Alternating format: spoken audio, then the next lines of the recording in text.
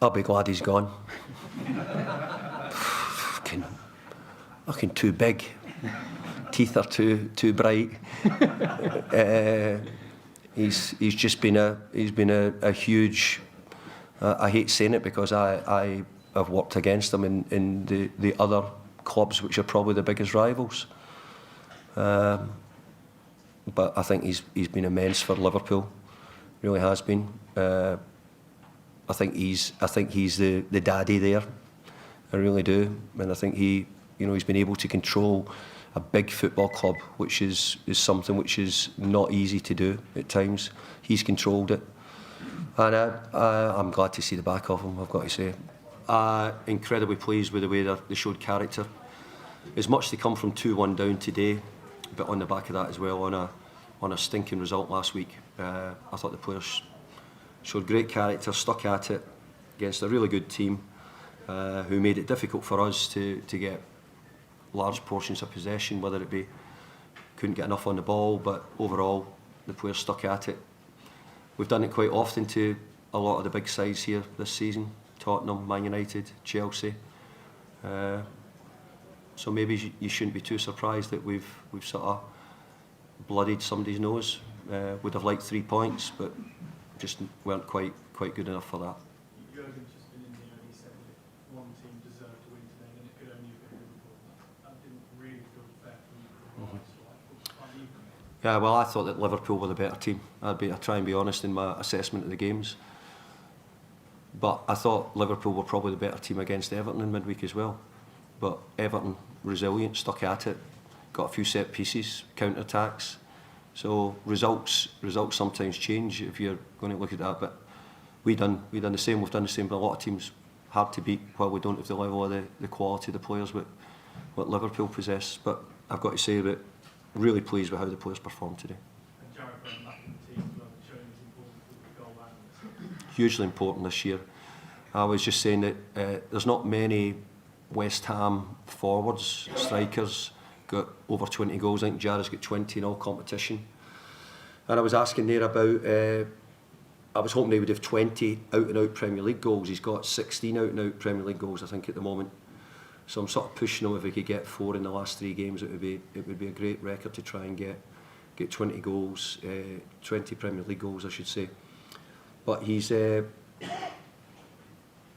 a great player to bring in when you think that where he's come Hereford to Hull to here, and the journey he's on at the moment. He's played probably 3/4 of the season as a wide player, probably quarter of it as a number 9, and I think he's done a great job, and he can play both positions equally as well. And he's current England international, and I hope that he gets the chance to show it in the months to come. David, in your long experience, have you ever gone through the emotions of the goal taking so many deflections? Have you ever seen that before? Unfortunately, I've lost lots of goals. That's a sad part sometimes. But like, I was disappointed with it. I was probably more disappointed with the first. The second one can happen. You get a shot and it ricochets off people and goes in. The first one was more disappointing because against Liverpool, you have to block. You need to get in the way of the ball. You need to make sure that you're blocking their chances. You're heading things clear. And for most of the game, we did do. To be fair, the one after half time, we didn't block well enough and see it out. David, just in Jared, was about 5'9", 5'10", I believe. Jared, yeah. And then last season he didn't score a single header. No, is that right? I didn't know. He's actually, I don't like saying it, he's really good in the air, Jared. No, he's got a really good leap, and he's got the ability to score with his head as well. And he scored a good goal here in the air against somebody here. In Europa recently last year. But he had another one as well, so he's actually got. Yeah, might be that one. Yeah, actually we looked at one on the clips and he missed a big one against Liverpool at Anfield as well with his head. So, but the point is he's more than capable at heading the ball as well. In terms of him scoring 20 goals, is that a target you set for him? Yeah, I've not given them any. I don't give the players targets. I think the players have got to make that themselves. I think their aim is to get goals. Jared's looked like a goal. Even today, the one the keeper saved in the first half, he had another one blocked. So if you said that who looked liable to score from our point of view, really, Jared probably was the most likely, and and he got it from the goal. And last for me, But I said today, I think, you know, the Premier League brings in lots of managers from different places. Some come and go very quickly. Some can last the course. Jose Mourinho, Sir Alex, you know, Pep. I was thinking of that one. You know, obviously Jurgen, Arsene. Some can last the course. A lot of others can't last that course. So I have to say Jurgen's been really good. I hate saying it, but he's been really good for Liverpool. And hurry up and get away, Jurgen. Pleased to see you move on. And but look, I think he's to manage a club like Liverpool. You need to be very good, and he's very good at his job. Yep. Hi David, obviously both goals coming from headers today. Is that something you sort of spotted as a weakness in Liverpool, especially after what happened in the Merseyside derby? No, I don't. I think there was a lot taken about the derby because they lost a couple of goals from set pieces. But Everton are so good at them. Everton have got big players, so you would expect Everton to do that against whether it be Liverpool or anybody else.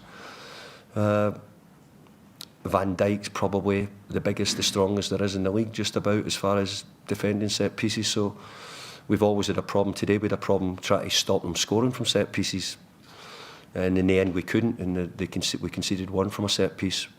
The last couple of games we've conceded from set pieces with them because of Van Dijk's strength and power. But no, we didn't necessarily make a plan to score from set pieces. Or we hoped we would. We always hope we can, but it wasn't our biggest job today. anything particular that impressed you in the way the team fought back? I think when you know we're without a couple of centre halves today, the game changed. Liverpool made it very difficult to play, so I get that. I understand that Liverpool were the better team because of that. They played, we couldn't. But we had to find other ways. When you don't have the best players, your job's to find ways of getting results as a manager. Or you know, yeah, you can keep playing and losing because you're not staying in a job though. But the job's to find a way of winning games or getting results out of games. And we had to do that today against Liverpool. We had to find a way of getting a result against Liverpool. It would have been great if we could get 3 points. We couldn't. But we've had other games here. As I said, I've mentioned some big results here against all the pretty big teams. So the supporters here should be pleased with the performances the team have put in against the so-called bigger sides here have been excellent this year. Really, really good.